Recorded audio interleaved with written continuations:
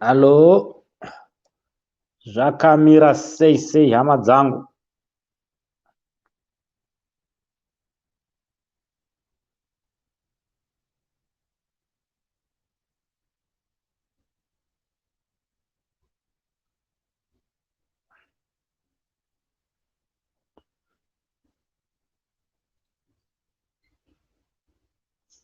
Kuri sei kwese kwamuri ikoko?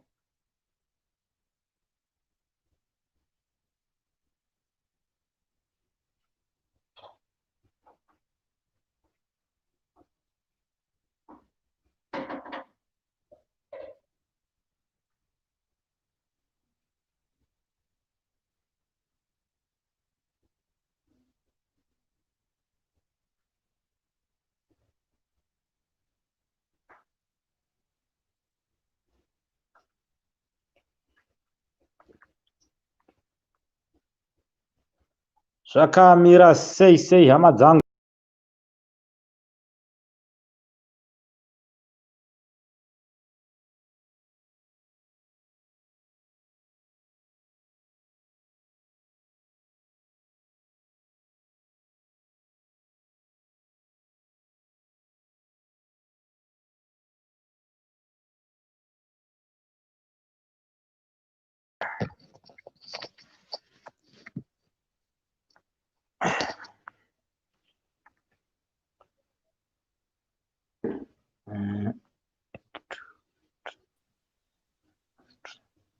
Akoma muri sei?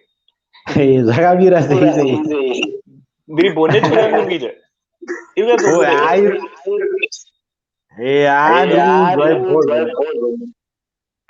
Like kamera yangu haina kudhakwa. Kamera ndiyo yakati dhakwe ndichana. Saka ndakashandisa like ngoshandisa mic singabuditse. Is it okay? Wanofanira kukuona kayo. Wanofanira kuziva bhiliyoti wacho kuti ndeupi wacho kuti vazouye kuzosubscribe ikoko. Carismandy. Mukundinzwa musha. Ya carismandy turikuzwa musha. Uyo ane network yamasiwa uyo ndiye ane problem.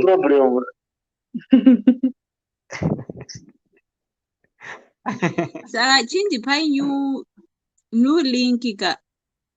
New link. Ko i link yaita sei? Ndiyo yatatu yagara achishandisa ere. Ndacreata imwe because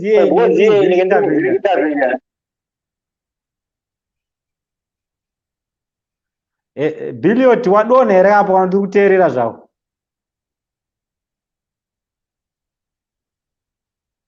Bhiliyoti Studios.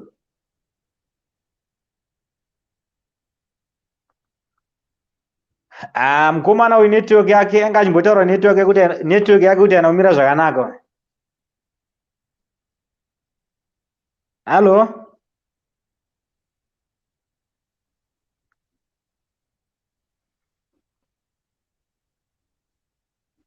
Halo? Carisman.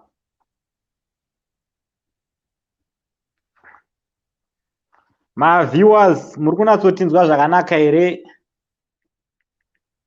Chingotaipa pacomment apo kana uri kunatsotinzwa zvakanaka handitika.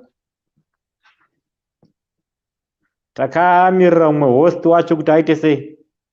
Ave anopinda. Takamirirawo Bhiliyoti Studios.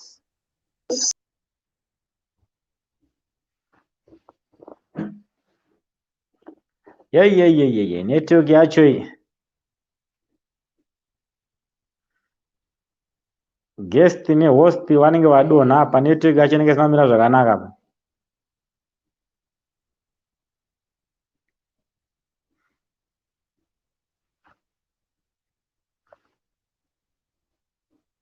Panenge pasina kumira zvakanaka apa hama.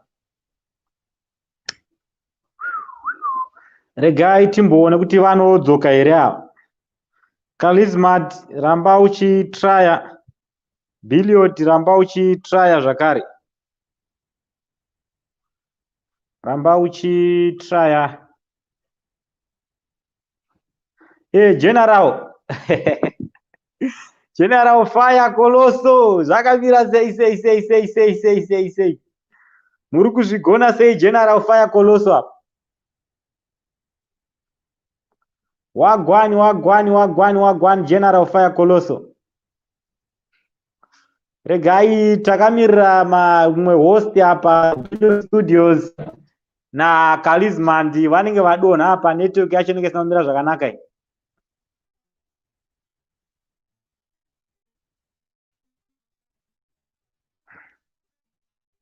Vanodzoka here?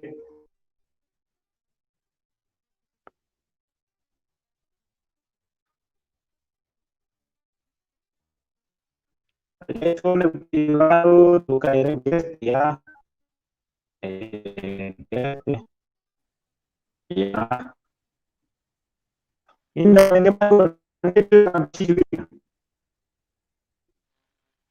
Halo. Halo. Hai. Ayo makambonya zvakanaka uyu ndiye uyenga achichema network. Yeah, but handisina kunzwa zvakanaka. Oh. Mbona network dzacho tiri Africa lezi. Network yacho iri asemunda. Tiri Africa, remember? You guys apologize. My network is very poor. Essie, did you say Caris? You look great. Thank you. Look stunning. You look great. Thank you. Okay. Kana pana vanhu varida kupinda. Akudhibha manje. So, can you hear me, Caris? I can hear you very well, but Chibanda ariku. Yes. Vakoma variku menus with a mic out, but still, I think we can continue from here, I guess. So, if you can hear me loud and clear, I think it's good for me. It's good for me. So I can hey, akoma yenye aiskuita zvakanaka. Akoma chiband. Yes. Yeah. So Caris, so can you see me clearly? Like my camera, is it that bad? Yes. No, it's perfect. I can see you. Okay. So I'm glad that I have this platform. You are in Germany, right? Eh?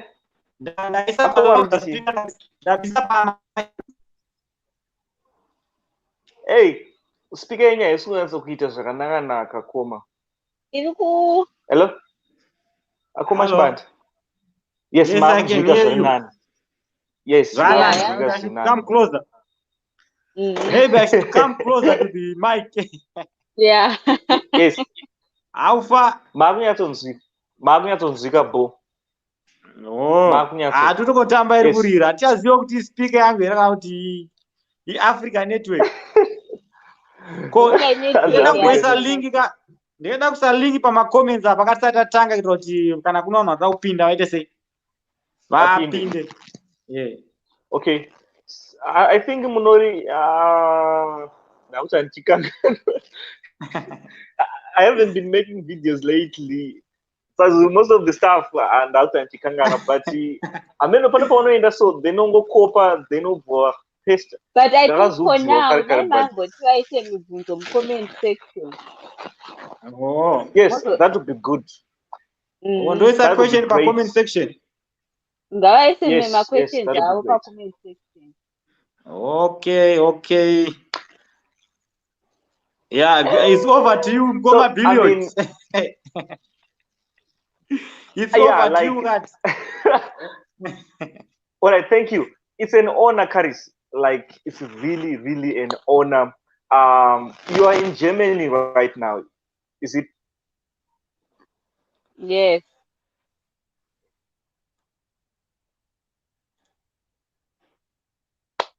Video tabvasika. Pakaipa.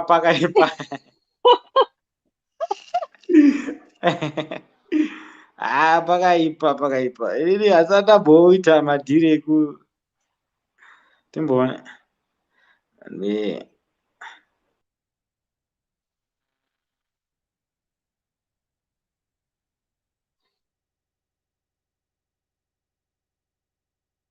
Right, mira timbone pana. Pane 2 guests apa. Copy to the keyboard. Yeah, but video takasika. All right. Pane ma guest amwe anenge arida kupindira, so I was trying to invite them. Yeah. Pane ma guest anoda ku invite a guest. But ima muna kuspeaker kai.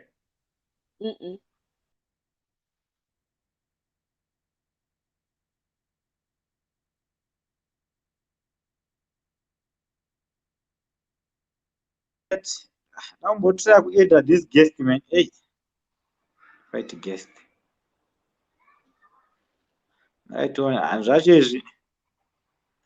But dai masiya kuedda guest now. Oh. Maita kuti vanhu. Pamwe ndi Billiard manje. Nobody knows, maybe it's Billiard. Hapana kunyora zita racho kuti ndiani. Pana guest member pakangonyorwa kunzi guest chete. All right, saka anogona kutibatira pamberi anditika. Yeah, but ini ndototaura nechikaranga manje. Ndichocho chaicho, ndichocho chaicho. Chikaranga zvandiregerwo ipapo nei. Kana. Zvakamira sei hama. Kuri sei kwese kwamuri ikoko. Rangu zita ndinonzi Menas mwana wekwachibanda. Muzuva ranhasi mustudio tina Carismandy TV. Carismandy TV makwaziwai muri sei? Kwazwai. Makadii zvenyu vateereri vepaManas Chibanda. Ndokukwazisai. Ndinovimba kuti vanofara. Ndofunga tichawaona mucomment section mune. Maviewers kana muri kunatsotinzwa zvakanaka, taurai kucomment section kuti muri kutinzwa kana musiri kutinzwa, motaura zvakare. Anaika nhasi toda kumboziva kuti anonzi Carismandy TV ndiani tisati taenderera mberi. Saka anonzi Carismandy TV ndimai vaAmanda naAmaris. Mai vaAmanda. Yeah. Zita rekuti Carismandy izita refirstborn yangu. Ane 7 years ndiye anonzi Caris Amanda. Okay, Caris Amanda. Saka izita rekubasa, but zita rangu rekuzvarwa ndinoitwa Kumbirai Matimanga. Kumbirai. Alright, mungati alright, mungazivisawo zvakare vateereri vedu kuti muri kupi? Right now inini muri kungonzwa nemutauro kumusha kuZimbabwe, but currently I am based kuGermany. Nini tese nemhuri yangu nemurume wangu nevana vangu 2. Aiwa, zvinokudzwa. Tenge takanganwa kahenge iri seiko Xmas neNew Year. Ndazongomhanya kuzvibasa kati Xmas neNew Year zvegore rinori ka zvazvakangondhakwa. Takangotrayawo nepataigonawo kungoti ti-enjoy the best that we could, but all the time tatingori mumba. Hapana activity yakawanda yanga ichimboitika ya. Okay. Nekuda kwevirus iriko mazuva ano. Yeah. Okay. Yeah, ipapo tapanzwa. Yeah, right. Takuda kunzwawo nhoroondo yeCarismandy TV kana kuti zita iri sei makazosarudza kuvhura YouTube channel yakanzi Carismandy TV. Tada kunzwawo nhoroondo yeCarismandy TV naika. Okay, saka Carismandy TV ingori a platform yandakagadzira for myself to share information because I felt like I had information yemwe nenyaya yekuti inini ndingori munhu anozivana nevanhu vakawanda and environment yandiri inondi-allowa kuti ndinge ndine imwe information yandofila kuti iri valuable kuna someone. So ndakangoti ndigadzire eplatform yekuti ndiite share that information kune vanenge vachida kubatsirika nayo. Nekungoti I felt like that's how I can also contribute to the society inekuti ini ndingoriwo munhu angori passionate about the camera. I love the camera. Unongondiona kuti ndikagara pamberi pekamera shoga ndonzwa kufara. So I just wanted to do something but at least someone. Toda kuziva ma examples information yacho kaitoda kufamba paCarisman TV ka because my information yakawanda ka panofanira kutaurwa kwa information yakadai so go in deep. Information like paCarismandy mostly I talk about number one kune vanenge vachida kuuya kuGermany kuti nzira dziripo dzekuti kana uchinge uri kubva kuZimbabwe ndibobati vada kuya kuGermany awa nditoswere ndauyawo ikoko vanenge vachida kuya kuGermany like tichinge tichitaurirana tichinzwa like ndinowanzoshanda nemibvunzo inenge ichiuya kune vanhu. Munhu akandibvunza kuti ndoda kuya kuGermany ndinewo chakati chakati changu ndoda kuya kuzoita chakati chakati, inini ndoshare information iyoyo nekungoshare kuti magariro atinoita kunoku kuti kana uri kuda kuzouya kuzogara kuno kuGermany unouya uine ruzivo rwekuziva kuti kwakamira sei, vanhu variko vanorarama sei, chii chinoitwa ikoko.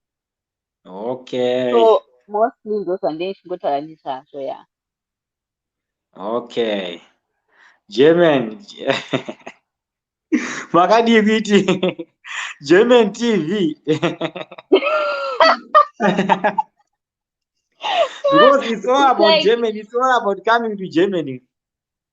Yeah, but it's not all about coming. Of course, no, like our main objective, and it's, but there is more to Carismandy TV. Tinomboita comedy sometimes kana takafarisa tichimbotamba zvedu. So there is more to Carismandy TV than just like right. Saka imi vanhu munenge muchivabatsira nema ideas kwete necash handiti. No. Kwete necash nema ideas. Unongotaurawo zvauinazvo iwewe and then ndokuudzawo inini from my own experience kuti mafungiro angu ndekuti kuti if you can come here maybe you can win. Tanzwisisa ipapapo manzi. Tange tiri papiko zvese. ZvekuGermany chimwe chinangwa again chakavhurwa Carismandy TV. Nguva ndedu taona munatozvinzwa zvese. Tinoti tinatozvinzwa zvese nguva ndedu. Okay, I think matauro andingaiti ndekuti kutanga kwandakaita nditi it's just because I wanted to feel useful and I just wanted to, because ndaiona unga pasocial media I wanted to just do something pasocial media chandofilo kunga I'm being useful, I'm doing something good pasocial media, I am bringing good news to the people, I am making people laugh, I am giving people hope. Because like I just felt nga sometimes munhu unogona kuswera pasocial media the whole day and unenge usina chine musoro chinobatika chaicho chaunenge wanyatsombonzwa, unenge wangonzwa hakunyaya what, but I just wanted to come in with something that will give people hope. Education. Education,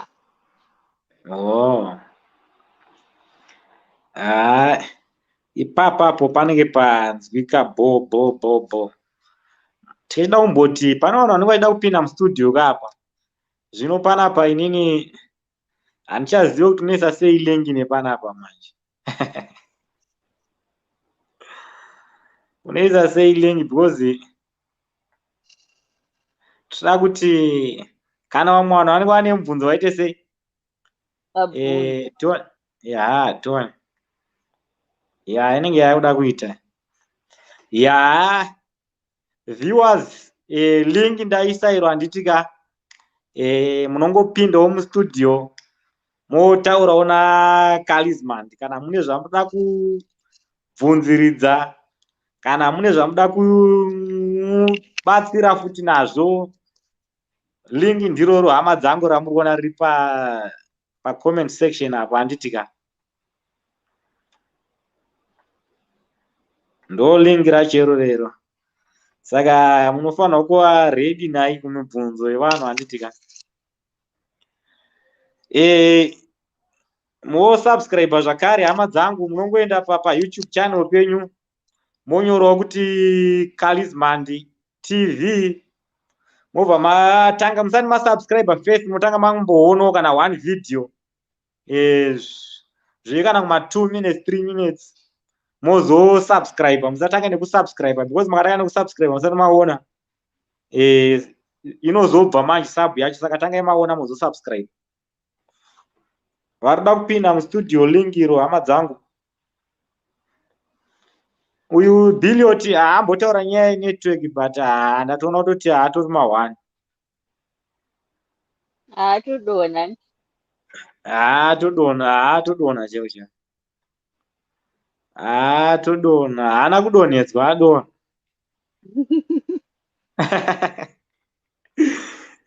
Waizwa gore riri mangwana chaindomudonhedza.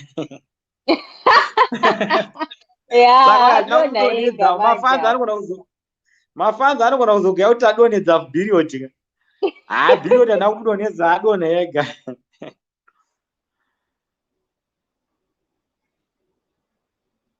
Indava madonha chii chiri kuitika apa?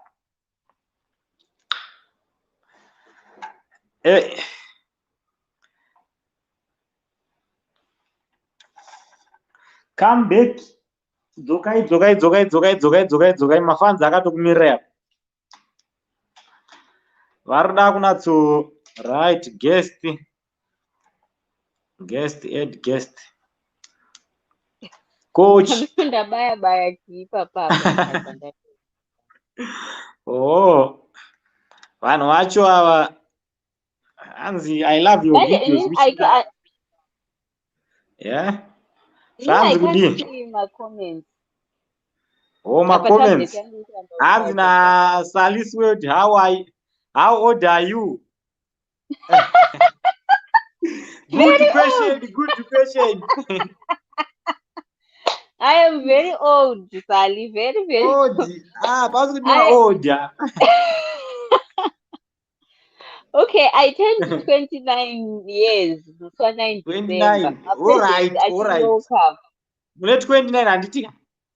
Mune 29 ka. Pane question yandira kukubvunzai, but ndakupai 3 seconds dzekupindura that question iyoyo. All right, makazvarwa gore ripi? 91. Because sometimes munhu anogona kunyepa kuti ndine 30 years ka. Wobva uzozvarwa gore ripi? Wobva aita 50 minutes asati akuudza kuti akazvarwa gore ripi. Saka obviously unobva wabata kuti haiva munhu aita sei ari kunyepa.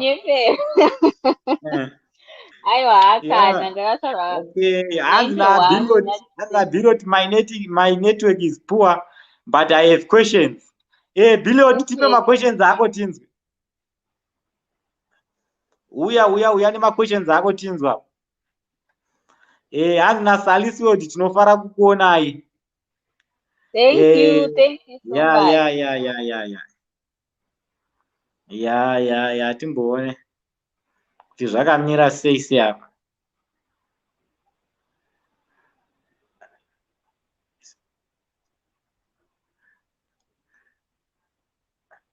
Ngavauye. Salis World kana uri kundinzwa. All right, panenge paita guest apa. Apinda. Salis World. Yebo, masera sei, muri sei. Zvakamira sei apa. Kokuzofara face indava. Ndiri mumachira, ndiri kutozvirwarira zvangu neflu. Flu yakaipa. inini yakatobenge yakandibatawo futiwo zvangu ndakatotya kuenda kuhospital ndakati unosvika unosvika wakatosima quarantine Fluid unosvika wakavharirwa unobva watombonzi self isolate. salisiwo direka ndimbokupewo nguva yenyu hama inguva yenyu chimbotauraiwo tinzwe zvakamira sei sei. salisiwewo mibvunzo yenyu yechiuya inga muibvunze Nice live to manje. meet you, Carismandy TV.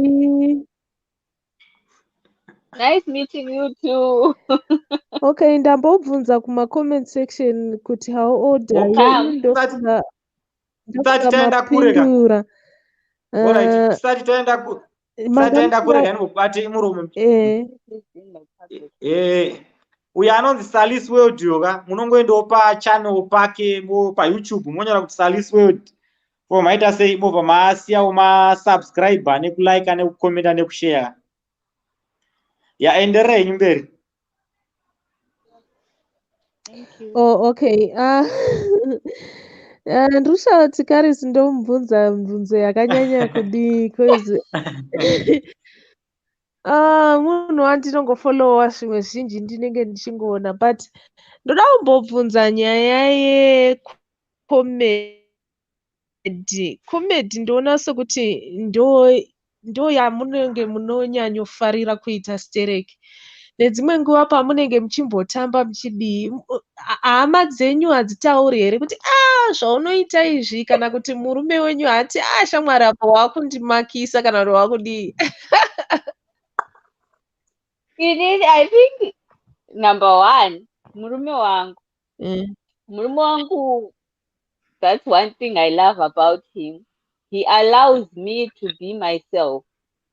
Haadi kuti ndipfeke kuti wanga ndiri mairerwadzano too much kana kuti kwete nditoriwo mairerwadzano ndichienda kuchechi, but I'm just saying anondibvumidza kuti for as long as ndisinozokumura hembe paFacebook ndichizoita zvimwe zvinhu zvinonyadzisa, if I'm just having fun ndisiri kuita zvimwe haana basa nazvo. Murume wangu inini kazhinji kacho mukatoona mavhidhios andobuda ndichitamba, murume wangu ndiye anonitora vhidhio ndichitamba. Iye mukatomuona murume wangu munhu atori kamera shaya, haambotogoni zvokugara pamberi pekamera, but he allows me to do it because anoziva kuti zvinondinakidza and all. And then kuhama, I think chaita kuti ndichonyatsonakidza ndechekuti I think two weeks ago pana gogo vangu vakatombonditi, nhaiwe matambiro aunoita asi murume wako hapo paFacebook.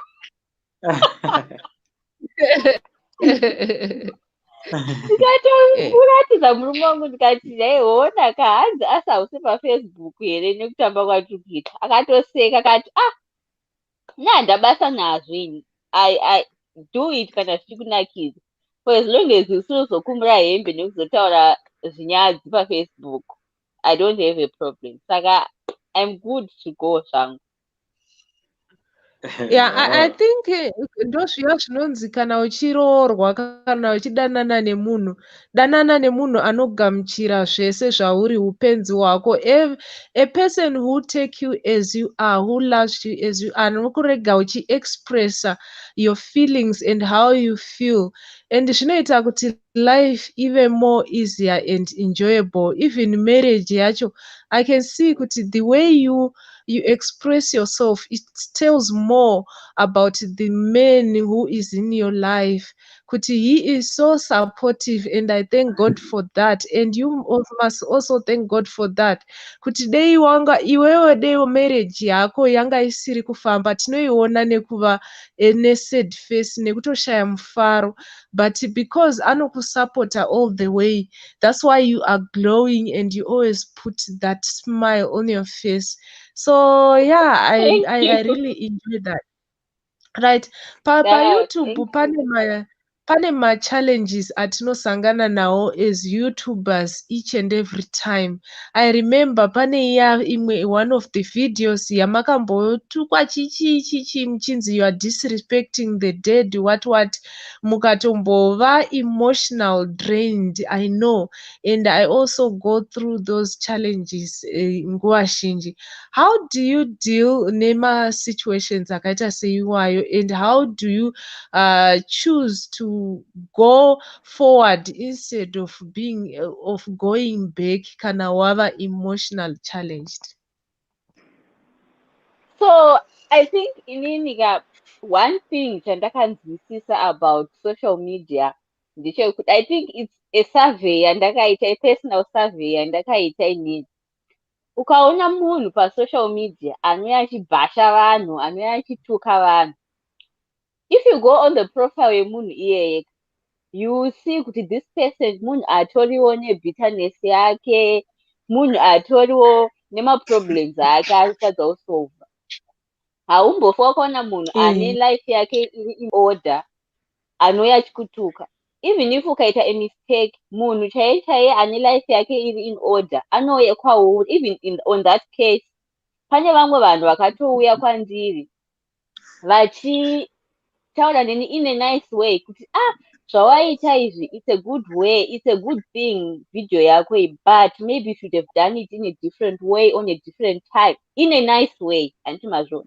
And pane vamwe vanhu vakangouya vachingotaura and because it was my first time kubhashwa in that way, I don't want to lie, I don't want to say hazvina kana kumbondi affect. Zvakandi affect, but not for so long, just for a moment zvakambonditi.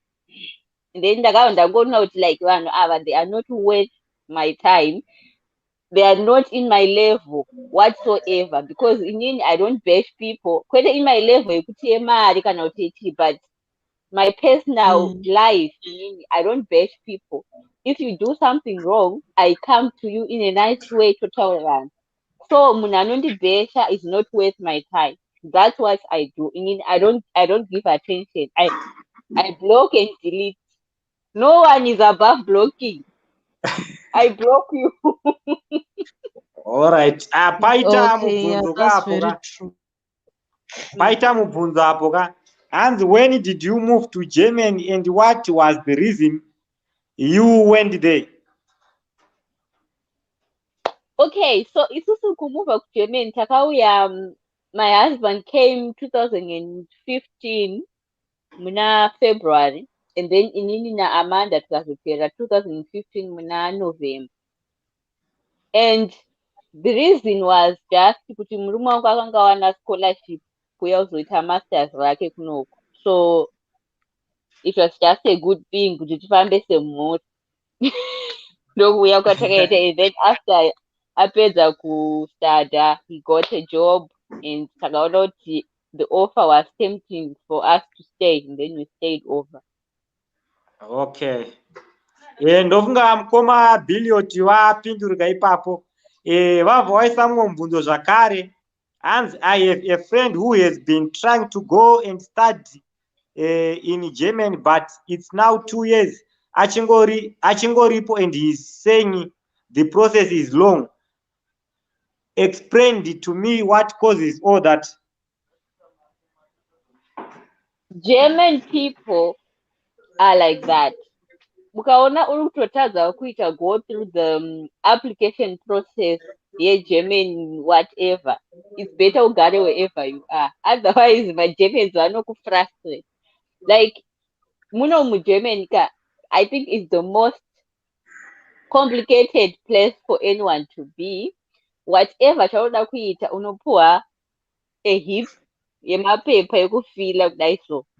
Apart, like their bureaucracy is just complicated. So I think the only advice I can give to your friend ndeyekuti kana azvipira life yake kuti ari kuda kugara kuGerman, ari kuda kuuya kuGerman, that chaari kuti run away from the long process, that is German life. So he better start to embrace it right now, kutoziva kuti kana wafunga kugara kuGerman, ndo zvacho zvinenge zvitongoripo. You have to fill a lot of forms, you have to make a lot of appointments, you have to, it's just how Germans are. I don't know why they are like that, but it's just how it is here. So ngaatongojaira. Oh, but Germany kana uri muNamibia kuenda kuGermany it's very easy because Namibia inge yakakolonizwa neGermany. Saka hapatombodiwe kana visa kana chii. Maendero anongoitwa kuZimbabwe ndo maendero anoenda muNamibia kuGermany. Oh, that's nice. Because wenge wakakolonizwa Namibian passport muzewo zotishanyirawo. kuti uwane Namibian passport yacho Ndopanoneta. ndo mahwani manje aya. Hanzi naSandra, this is a good one. I am listening zvangu guys. Hi, Sandra, how are you, my sister? Rega timboone pana general watisirowo message apo. Hanzi general fire colossal the poetry.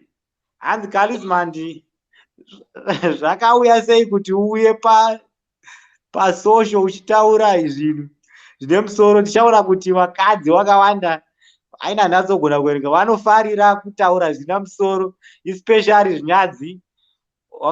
Wakadirwa shuga mabhaja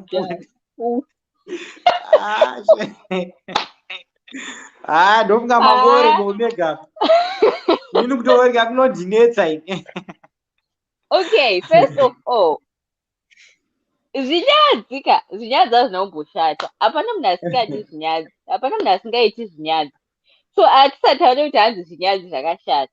Inini kungoti hangu handina hangu ruzivo rwakawanda nezvazvo, but I think it's good kuti pane vakadzi vane courage yekutaura about that. And inini chakaitawo kuti ndive like theme yangu yandakauya nayo, it's just kuti ndokwandiriwo well informed nako, ndokwandoziva kuti mukandibvunza zvekuti ndoda kuenda unogadzira appointment yangu kuGerman embassy ndinofanira kuita sei, ndokwandoziva kuti I can answer you. Zvezvinyadzi manje handizorina information. Moziva kuti unofanira kuita chinhu chaune information nacho. Mukazoda kuzondibvunza zvakawanda ndinozotadza kupindura kana ndozokupai marong recipe mukanokuwadzana kumboko. So it's just kungoti ndokwandiriwo well informed department iroro. Okay. Mangwana tichange tina general fire colosso mustudio ndinyanduri vanoitawo madetembo. So mangwana na 7 o'clock please munouya futi zvakare panapa vachange vachiperforma live. Vane YouTube channel yavo zvakare, munongoendawo paYouTube monyora kuti general fire colosso official here kana ndisingakanganise zvangu. But mangwana nchange ndane zita chairo riri paYouTube pavo because wakandiudza pariko zvezvindakanga. Tombokupaiwo nguva yenyu tete sali apo. Okay, general vanouyawo kumachannel kwedu tozivana handiti? Ndofunga vari kuzvinzwa. Vanorova kani muchanzwa henyu matetembo acho mangwana. Ndaona kuti shona yataurwa apa shona yacho zvekunzi hanzi munaufoere shona kuchikoro zvezve ndezvekunyepa zvizvo. Yakanyorwa nemurume anonzi shona yakanyorwa nemurume anonzi general iyeyika.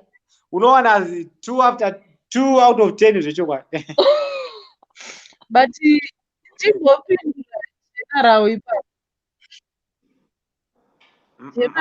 Hanzi zvinyadzi chichi munomboziva here kuti nyaya dzavanoti zvinyadzi zvinonyadzisa kutaura ndo nyaya dziri kubatsira vanhu zvacho, zviri kubatsira futi vanhu, kwete kuti ndo nyaya but zviri kubatsira vanhu vanoita sekunge vasingadi zvinyadzi but ndo vanotanga kusvikapo votobatsirika votodidi ende they are subscribing kuzvinyadzi zvacho izvozvo kutodarika kune zvine musoro. That's what surprised me. Ukataura musoro zvacho vanhu they don't have interest, they don't show interest. Aiwa. But But kuti chandakaona inini mungotaura zvinyadzi chete vanhu ndo zvavanoda but havaonekeri kuti ndo zvavanoda. zvandinofungawo inini zvangu inini ka vakataura zvinyadzi uchidzidzisa vanhu ndiona hangu hapana chakashata. Zvakafanana kana maprograms anoitwa nana Tilda Live aya echakafukidza zvinyadzi but vanhu vanenge vachitodzidza ipopa, saka hapana chakamboshata. Sometimes pamwe kuita zvinyadzi wongomira uchitanga kutuka vanhu ka ndoona zvakashata because hazvina zvazviri kureva. Kutuka kwakaipa but kana zvichidzidzisa zvinoita chokwadi.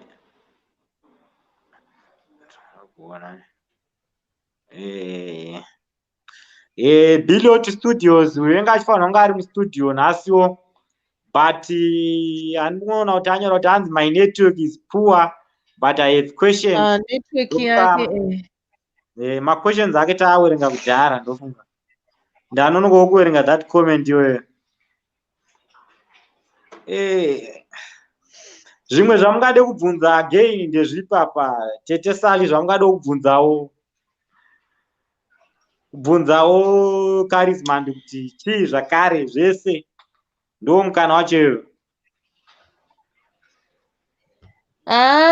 Charismandy kungoti inini hangu ndiri munhu ndine ndichida kunzwa kune vamwe. Hai inini ndida kumbobvunza like kuda zvambobvunzwa kana kuti hazvina, I don't know, kuti muchikudzidza here imi sezvo murume akatoita PhD rake, imimi are you studying or mangove housewife? Inini muchitoona kudai so nditori zuva resemambo. Okay, kutamba zvangu nditori zuva rese pamba, ndikutamba zvangu. So inini what happened is kuuya kwatakaita tibva kuZimbabwe, inini ndandine O level and in fact patatiri kuZimbabwe ndaida kuita nursing but munongoziva kuti kunyika kwedu I think it took me 4 years ndichitsvaga nzvimbo yenursing ndichiishayiwa. So patakazouya kunoku ndakazoona kuti I had the opportunity yekuti ndiite A level yangu. So ndakabva ndaenda ndikanyaita A level yangu but ndiri paprocess yekuita A level ndopandika I got pregnant. So ndakapedza A level yangu and I think for the past year I've been at home ndakagara because ndiri kuchengeta mwana but I'm currently applying. I'm supposed to start university muna April. Okay, paita mukoma Billiot wabvunza mumwe mubvunzo zvakare. Vari kubvunza nezve coronavirus. Hanzi coronavirus yakamira kusei kusaidi ikoko? Kunoku manje kwakatooma necoronavirus. I think zvakatooma because I think Germany itori mutop 10. Handisi kutarisa zvangu news mazuva ano because zvinhu zvacho zvinopinda mubrain. But I think itori mutop 10 pama countries ari mostly infected necoronavirus. So itori mulockdown right now. I think vana vaifanira kunge vadzokera kuchikoro next week Monday but tatonzi lockdown yawedzerwa until end of January. sekuZimbabwe futi. Okay. Hey, tete Sali apa? Yeah, we just have to be safe. Kungotevedza malockdown kusvika zvaita. Comedy yakandifite ndakapindwa life yako munhu ndiyo unoichengetedza.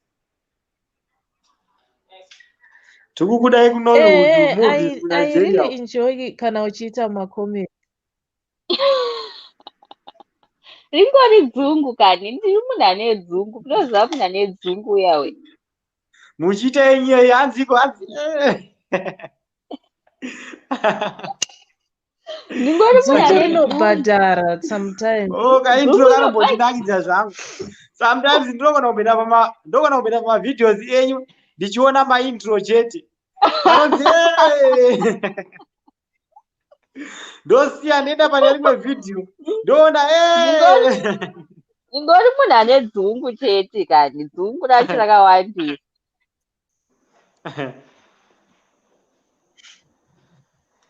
welcome Dzungu General Fire rinobhadhara Colosso. sometimes. Kana dzungu Welcome General Fire Colosso.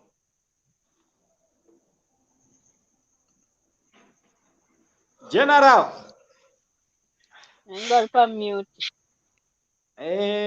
General gadzirai maybe mic yenyu. Gadzirisai mic yenyu hapana kana chiri kubuda one time apo. Kana kusapa loud mobvisa kana ma earphones aya. Because indastobvisa ma earphones enga achivhiringidza. Vakaisa mute. General bvisai mute. Mic.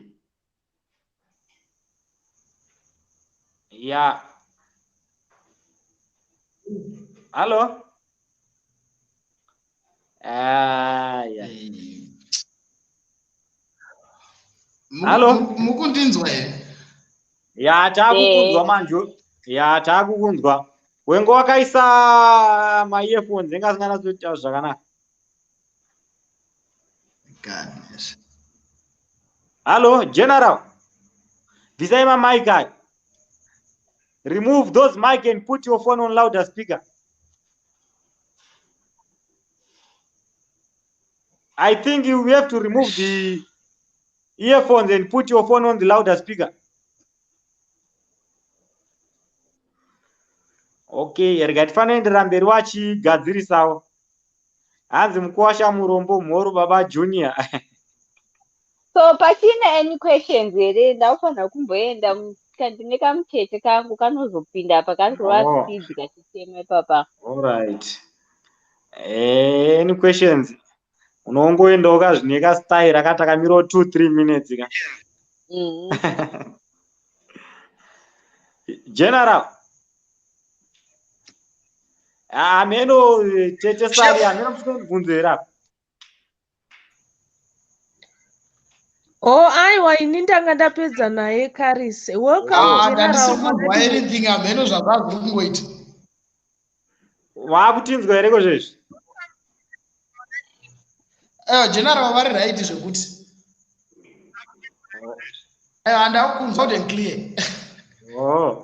1-2 questions yaanoda kutaura na carismandy asati adonha because ada kutodonha manje.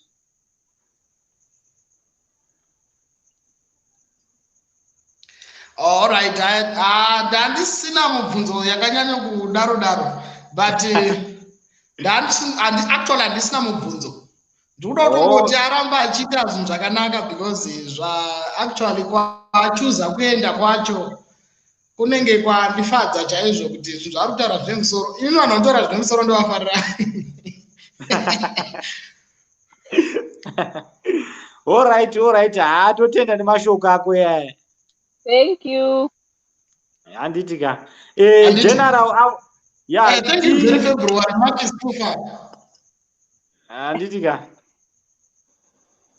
Saka ma viewers moendawo mo subscribe pakanzi Carismandy TV apo. I think zita ndo ramuri kuona riri pari kubuda pa screen iro handiti. Tone. Mongoenda mo subscribe pa Carismandy TV, mongonyora semanyorwa zvakaita pa YouTube, mo subscribe, moendawo zvakare pa Tete Sali, mongonyorawo semanyorwa zvakaitwa apo kunzi Salis World. Tete Sali vanodzidzisa, vanotaura nyaya dzakawanda, nyaya dzemubedroom kana nyaya dzekubhora kana gossip zvese vanogona, vane makuhwa futi iwawo. Avo ndi General Fire Colosso. General Fire Colosso sekutaura kwandamboita hama dzangu ndinyanduri. mangwana change tinawo mustudio vachitirovera live. Uchazvinzwa mega ipapo vachirova live. Vane YouTube channel yavo zvakare yakangonziwo General Fire Colossal Official. Munongoenda umeida sei mo subscribe handitika. I think Thank you. those are Mati. Thank you so much. Carismandy, it was nice to see you. All right. Bye-bye. So, Carismandy. Thank you so much. So, now you All right. mapindira maita. Ndaona Atanga kupinda ndenga atange kudona. Hapo achibanda. That funny question ya Brenda, how is the weather in Germany? Is it so hot as if? And how is the weather? Yatudze ndimuri ikoko kuti weather yakamira sei? Weather inotonho nezvetinasipa kuchitosnowa panze apo. Manje kuno kuri kupisa, kuno kutotorera tisina kufuga. Kana business remagumbeze kuNamibia kuno kuNamibia kuna business remagumbeze because ku desert. Ani makambodzidza nezveKalahari desert. Yeah. Kalahari desert it's part of Namibia and Botswana. So here the temperature they are always higher, 30 degrees to 38 degrees. 1 January to 31 December, most of the time just like that. Yeah, mawani titombopota mchichitumirawo rimwe zuva. Saka edu vese vauya kuzosapota. Kana paine vanga vasati vasubscribe pamanasi mosubscribe. Musakangane yokuuyawo kuCarismandy TV kuzosubscribe. General Fire, I'm expecting your comments. Mosheyawo neshamwari dzenyu dzinoda zvinhu zvine musoro. Kuti pane mukadzi akuti hazvine musoro kuYouTube.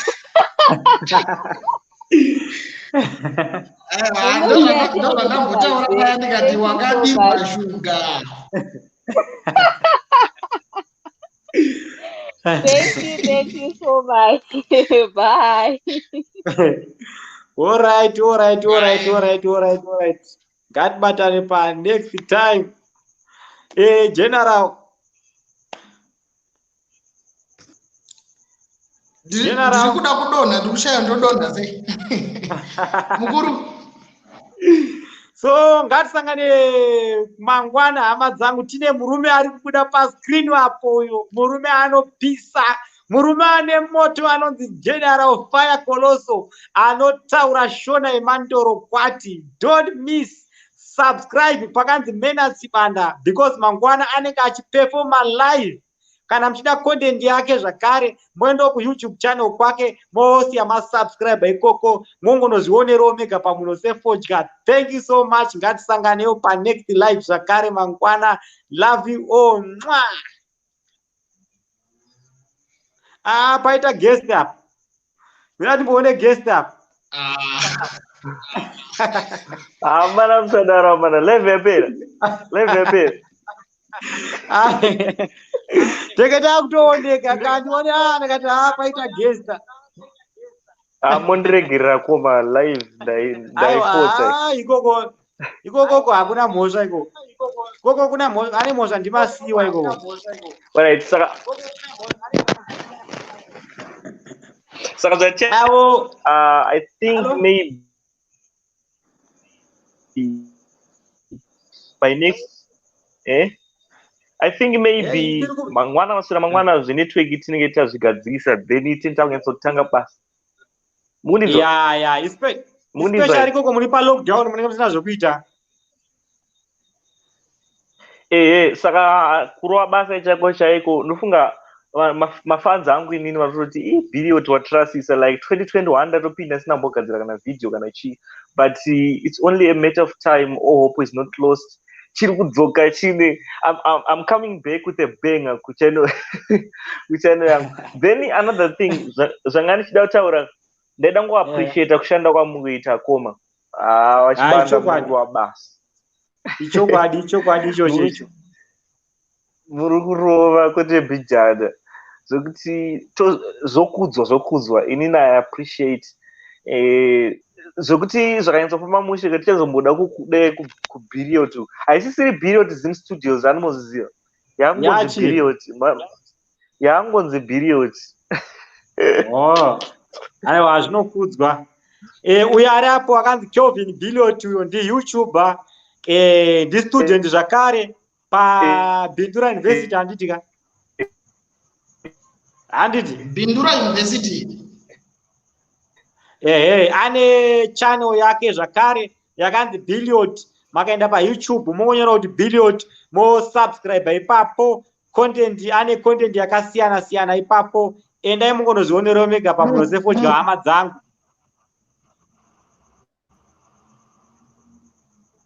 network yake inenge isina kumira zvakanaka. Nice to meet you.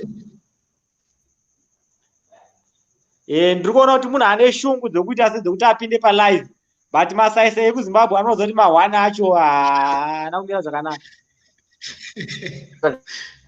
Ngauye kuno kuAmerica kune vamwe.